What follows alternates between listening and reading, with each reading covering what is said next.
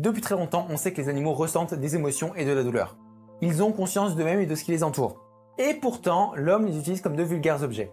Il les maltraite pour son savoir. Enfin, ça, c'est ce que tout le monde pense. C'est très probablement le sujet le plus compliqué que j'ai eu à traiter sur ma chaîne. C'est un sujet tabou, mais que je pense être utile, voire nécessaire. Mais pourtant, autant vous le dire tout de suite, je ne vais pas vous donner de réponse dans cette vidéo, mais éclaircir certains points qui sont obscurs pour tout le monde. Je suis Nirvit et dans ce 10e épisode de la Biochronique, on va parler du sujet délicat de l'utilisation des animaux en expérimentation scientifique.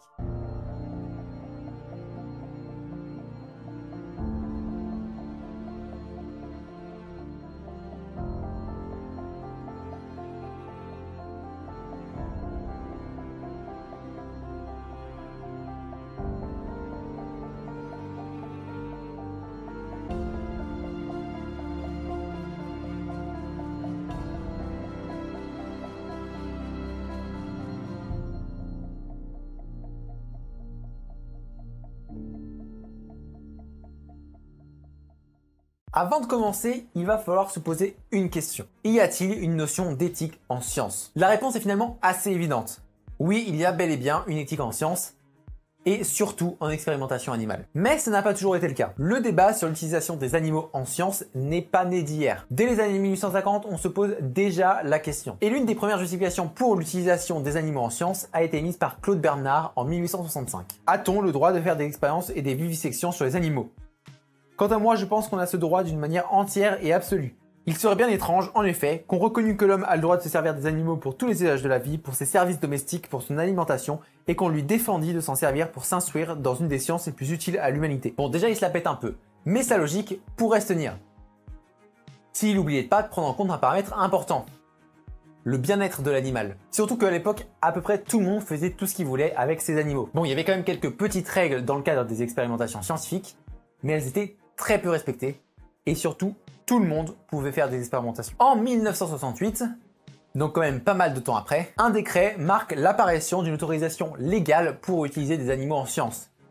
Mais toujours pas de vraies règles claires. Mais on y est tout proche puisqu'en 1986 apparaissent les premières directives européennes sur l'utilisation des animaux en science. C'est la première fois qu'on voit apparaître des lignes directrices pour le logement des animaux. Ces lignes précisent des dimensions minimales pour un certain nombre d'animaux dans une seule boîte, en fonction de l'animal en question. Suite à ça, de nombreuses lois visant à améliorer le confort des animaux viennent s'ajouter à cette directive. Mais malheureusement, les plus grandes avancées restent récentes. 2009, publication de la Charte nationale de l'expérimentation animale, qui oblige une réflexion poussée sur la démarche expérimentale comportant des animaux. 2013, création de l'autorisation éthique, qui oblige l'autorisation d'un comité pour utiliser des animaux en science. Et enfin, en 2014, les animaux acquièrent le statut d'être sensibles dans le code pénal.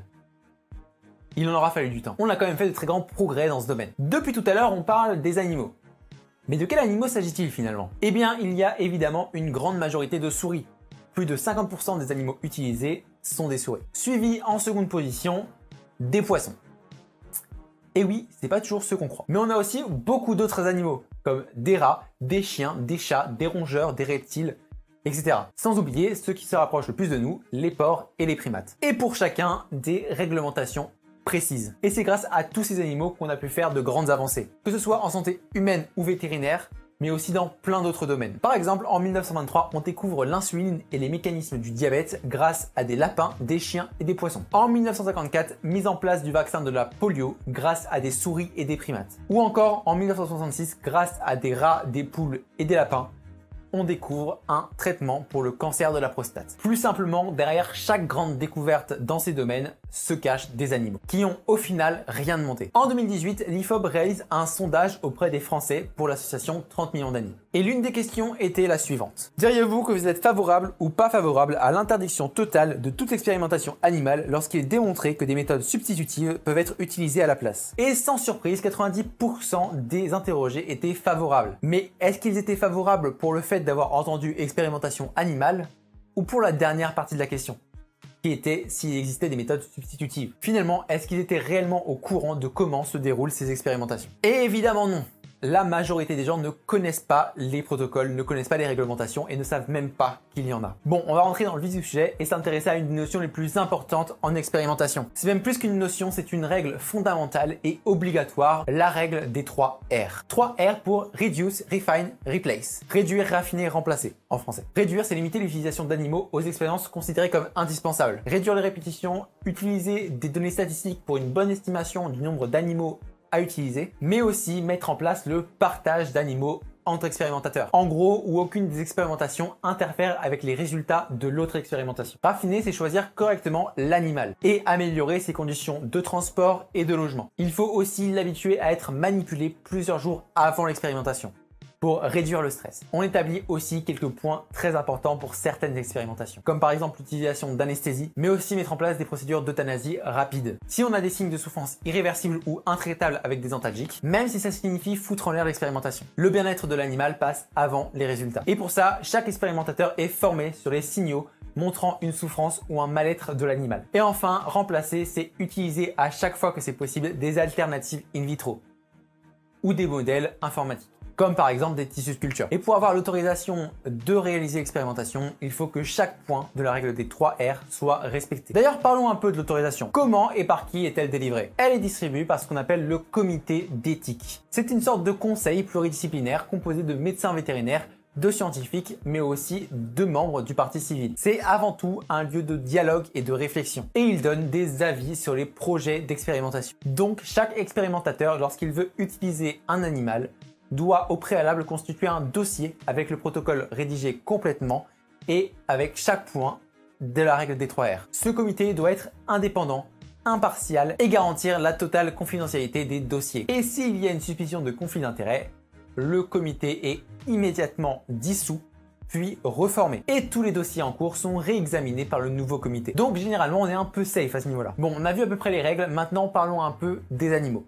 D'où viennent les animaux qu'on utilise en expérimentation scientifique? Il est bien sûr évident que l'on ne prend pas des animaux sauvages ou venant de la rue pour faire des expérimentations. Chaque animal provient d'élevage exclusif à l'expérimentation, avec des règles de logement des animaux beaucoup plus strictes que dans des élevages classiques. On doit tout savoir de la vie de l'animal, de sa naissance à son départ. Tout ça afin d'éviter les répétitions. Un animal dont on ne connaît pas la provenance et qui a peut-être certaines pathologies, c'est des résultats faussés. Et donc, en connaissant l'animal, on peut prévoir et éviter les potentielles causes qui peuvent modifier les résultats de l'expérience. Bon d'accord, on a vu ce qui était avant l'expérimentation, on a vu ce qui était pendant l'expérimentation.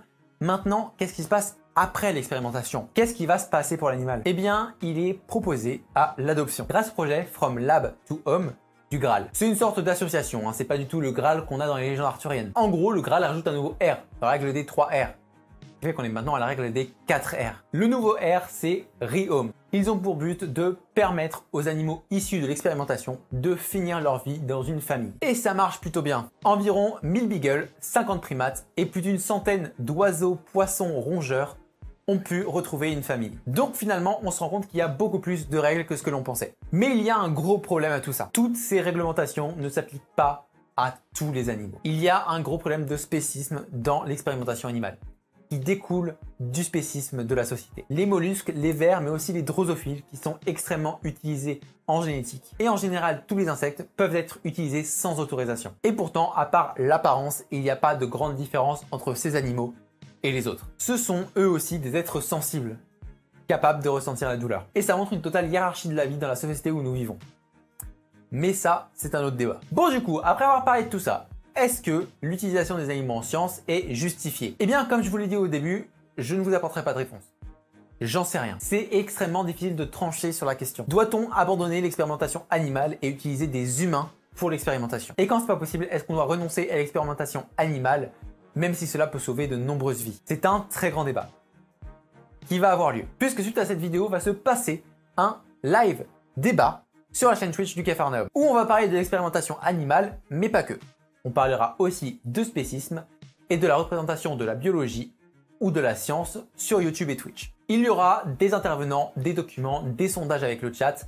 Tout est fait pour que vous puissiez participer au sondage, même si vous n'êtes pas en vocal avec moi ou avec les autres. Et tout ça aura lieu le dimanche 30 août à 15 h sur le créneau de mes lives scientifiques. En attendant, si cette vidéo vous a plu, n'hésitez pas à me le faire savoir, soit en commentant, mais surtout en partageant cette vidéo. J'en dis pas plus, la vidéo est déjà assez longue comme ça. Je vous dis à dimanche pour le live. Tchuss!